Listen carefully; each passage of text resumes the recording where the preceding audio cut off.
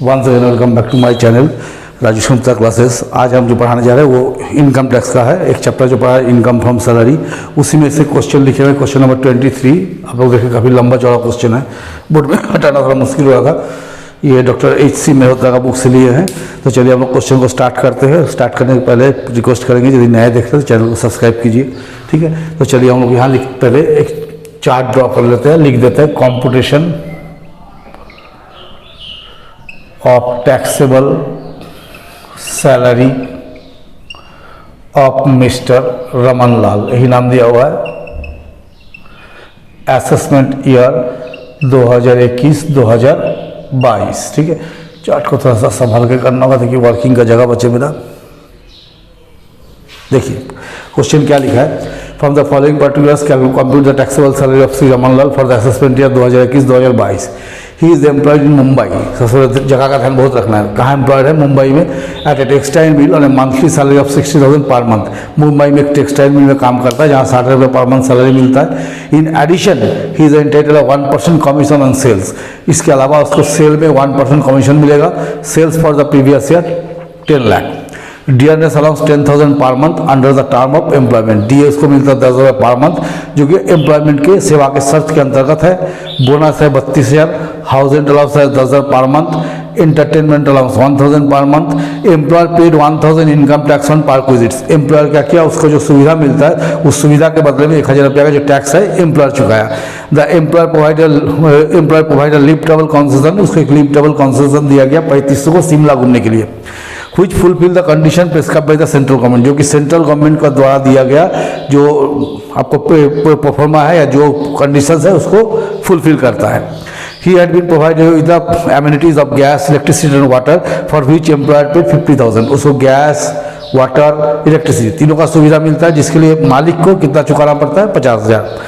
He and his employer contributed 14.5% to recognise provident fund. दोनों मिलकर क्या करता है? 14.5% रिकॉग्नाइज प्रोविडेंट फंड जमा करता है। और interest on provident fund 9.5%, 9,800। He spend 14,000 per month for rent of the house. जिस मकान में रहता है उस मकान का किराया 14,000 देता है। इतना ही मैटर है। तो चलिए हम लोग यहाँ स्टार्ट करेंगे, लिखेंगे बेसिक पे।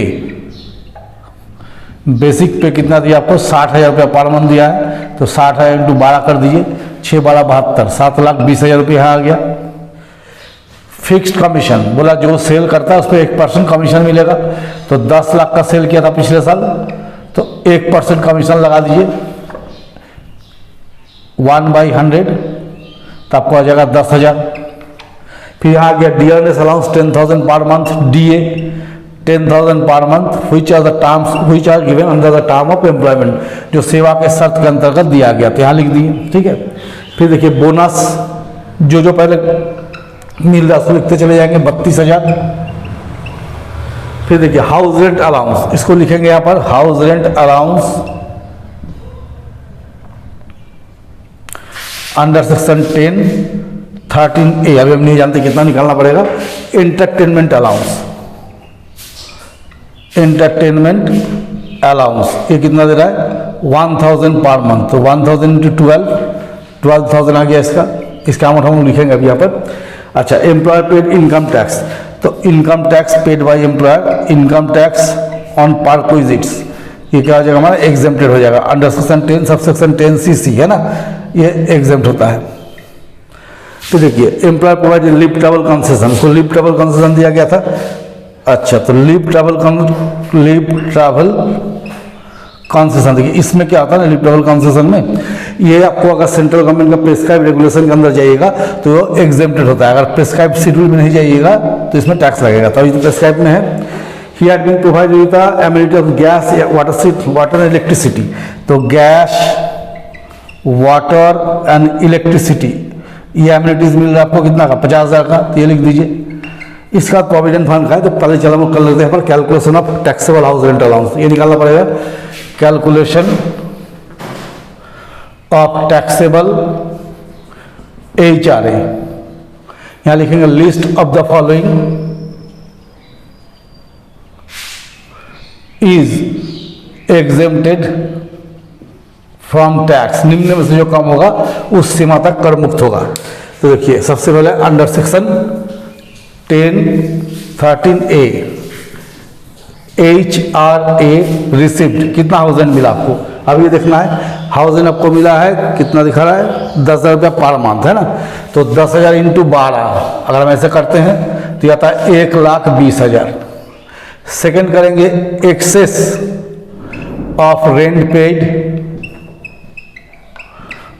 ओवर 10% ऑफ सैलरी, ये दिखाना पड़ेगा। तो देखिए रेंट पेड कितना होता है 14,000 रुपया पर मंथ, तो रेंट पेड लिखिए, रेंट पेड 14,000 इंटू 12 कितना आएगा, 14,000 इंटू 12 आपको आ जाएगा 14,000 इंटू 12 तो आ जाएगा 1,68,000 और लेस 10% ऑफ सैलरी, सैलरी का 10%।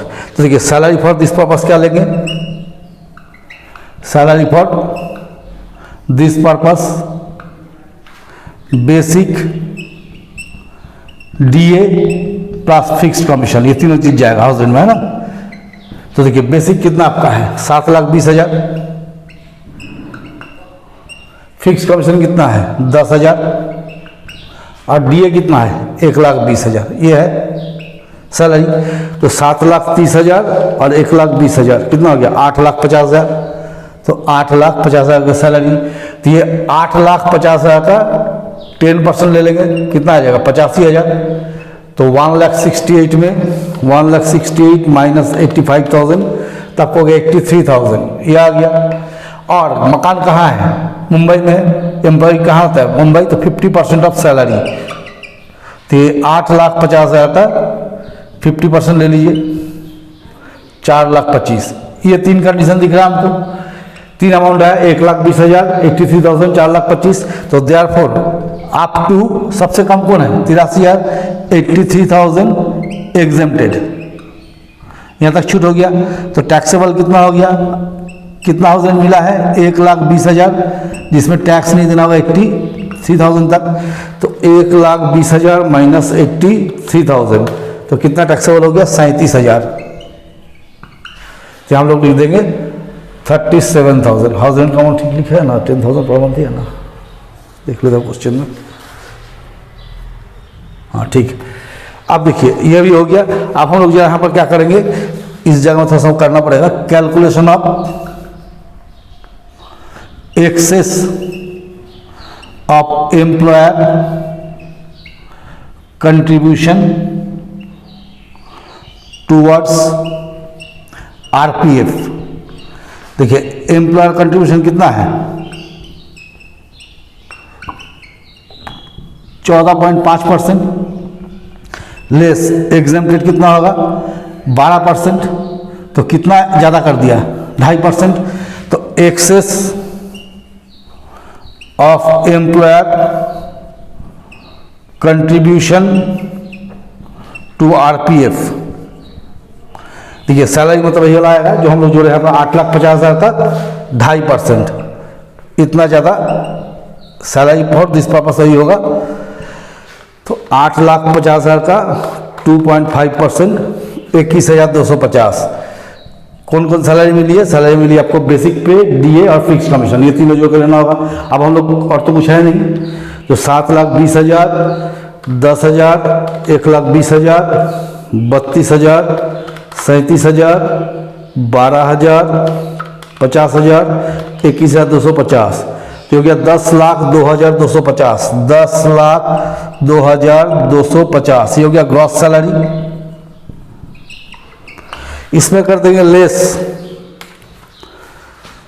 Deduction under section 16(1) standard deduction. ये सैलरी मिलता है स्टैंडर्ड डिडक्शन कितना 50,000 रुपया, तो ये 50,000 यहाँ पर हम लोग क्या करेंगे लेस कर देंगे, तो आ जाएगा 9,52,250, ये हो गया टैक्सेबल सैलरी।